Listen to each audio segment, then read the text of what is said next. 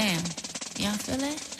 A message to all you pseudo spitters. The sound is cool, but the trend I see is the truth is missing. I feel the flow is stupid. You claim that the music's different. I guess it's all opinion, depending on who was listening.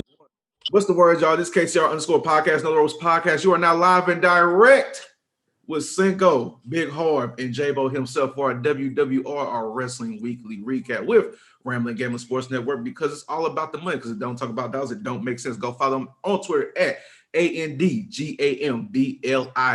And don't forget to follow us on all social media platforms as well. KTR _podcast, Twitter, Instagram, Another Rose podcast, Facebook, YouTube. Yeah, that's right. Know the Roast Podcast on all podcast platforms. Google Podcasts, Spotify, Anchor, Apple Podcasts, Podbean. We're on everything. Just type in Know the Roast Podcast, no special spelling. We just right into it. Go follow us, comment, subscribe, share, everything positive. But don't hit that thumbs down button because we don't like that mess. But anyway, we're going to get right into the Wrestling Weekly Recap for today for Raw and Smackdown. Good shows, I should say. But I'm going to give you the results real quick, and my team is going to give you their viewpoints of what they saw. First off, we had Jeff Hardy versus AJ Styles for a Survivor Series qualifying match. AJ Styles, the phenomenal one. You get that?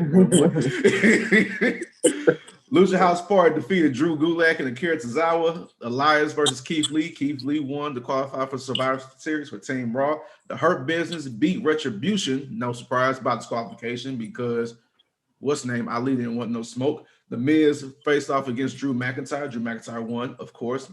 Nikki Cross versus Lacey Evans versus Lana versus Peyton Royce. Lana won. And also for another match we have for another qualifying match for Survivor Series for the men, Matt Riddle against Sheamus. Sheamus won. On to the Smackdown side. Sorry, I'm a little partial. His name is Riddle. Just Riddle. It's not Matt. It was Matt.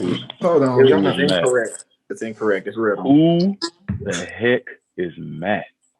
It was Matt Riddle. His name is Riddle. It was Matt Riddle this Monday before the show changed up on us. He's probably talking about Matthew McConaughey, who was a guest on the video prompts this week. That's probably what's talking about. That's all right. There you go. It's all good. You caught him. Yeah, y'all want to host the show? Good catch. Y'all want to run it? Y'all. Okay. Anyway, SmackDown. We only had a couple matches on this show. We had Kevin Owens against Dolph Ziggler for a Survivor Series qualifying match. Kevin Owens won, of course. We had another qualifying match for the women's side. Bianca Belair versus Billie Kay versus Natalya. Bianca Belair won. The best, the toughest, the smartest, the fastest, the EST of WWE. Street Profits defeated Shinsuke Nakamura and Cesaro. And last but not least, Jey Uso defeated Daniel Bryan. Jey Uso defeated Daniel Bryan. That's amazing. Clean, too. It was a clean match. He defeated him clean. The Musos, boy. Yeah. But,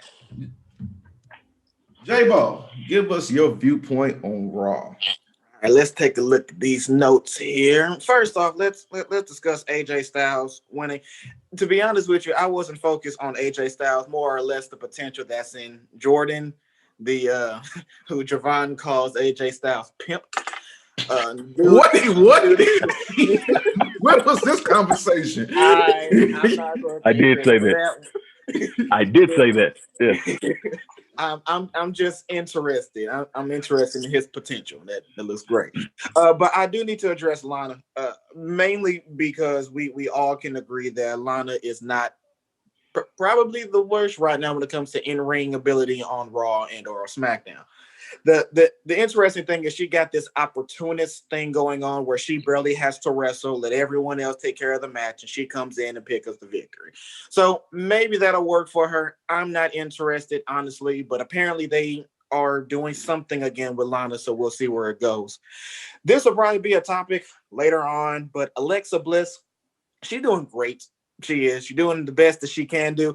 But ever since we discussed that Liv Morgan was probably a potential in that role, I keep looking at it as, I wonder how it would have gone if Liv Morgan was in that role. Like I said, Alexa Bliss, like on last Monday Night on Raw, she had talked with Bliss.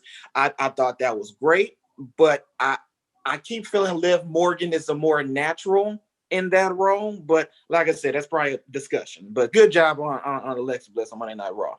This one thing is probably going to be a heavy discussion. I feel like the Hurt Business is starting to become directionalist. I feel like they're not going anywhere. Like right now, they're feuding with Retribution. Great. But I mean, what's the payoff here? What's the end goal? And honestly, I see Retribution benefiting more from this than the Hurt Business. Hurt Business, in my opinion, is a whole lot bigger than them.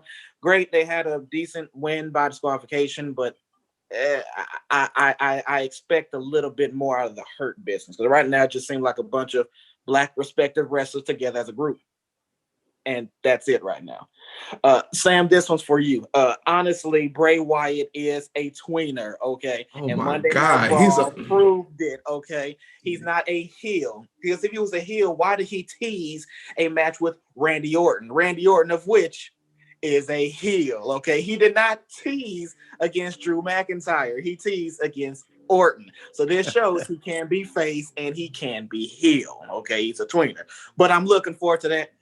And then the last thing is Keith Lee, he won. Look, I'm just happy he's winning. I'm at a point where they're probably not going to change his attire. They're definitely not going to change his music back, but he's winning, and he's winning clean, and I am happy with that, and I want that to continue. Is he winning clean or he's winning with interruptions? I'm gonna call it clean because Bob is clean as hell. So. All right, that's our Raw review. Let's get the SmackDown review from Friday night with Big Harv.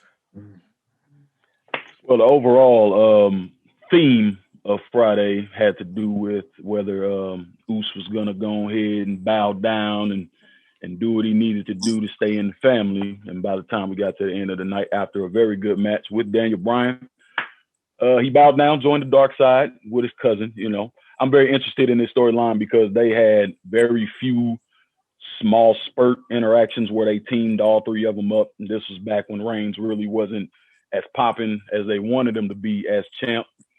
So I'm more interested in this storyline with I just hope that they actually give them a chance to be a group before they do the inevitable split where they, you know, turn back, jump, do whatever they do with that. But overall, that whole angle, which stretched pretty much the whole night, was really good. The qualifying matches were decent. I do like that they are establishing Bianca Belair to be the future of the women's division over there on SmackDown, at least for the foreseeable future. Yeah. As far as the Kevin Owens match, it was pretty average. It was, you know, what you expect from a qualifying match. They don't really go too hard for those. It's just to build it. Same with the tag match. Tag match was decent. It was pretty by the numbers. They're sacrificing my guys to build up Street Profits, but Street Profits are also pegged as the future of the division over there on SmackDown. So I see what they're going for, and it's not a bad thing. I just, you know, more obscurity for Cesaro and Nakamura. That's pretty much what they're going to fade to for a while. But overall, SmackDown was a good show. Average matches, really good story. I like what they're doing with the heel Reigns and his whole character, where it's going. So he's a heel. Yeah. All right, just making sure. So clarify that. Oh yeah, he's a heel. I know he was a tweener. How y'all be saying stuff? Yeah. Yeah. All the heel tactics. All the heel tactics.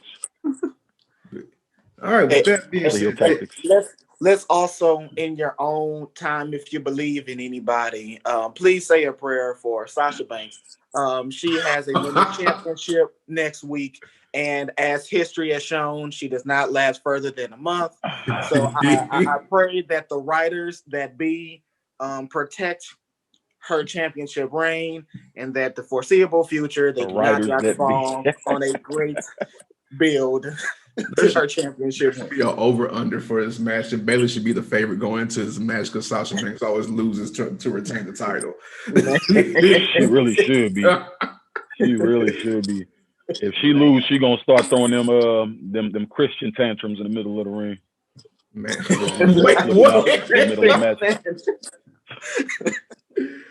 oh my God, man. Well, with that being said, that's all the time we have for our Wrestling Weekly recap. Please be sure to follow us on all social media platforms. KTR underscore podcast, Twitter, Instagram, Know the Ropes Podcast, YouTube, Facebook, Know the Ropes Podcast on all podcast platforms.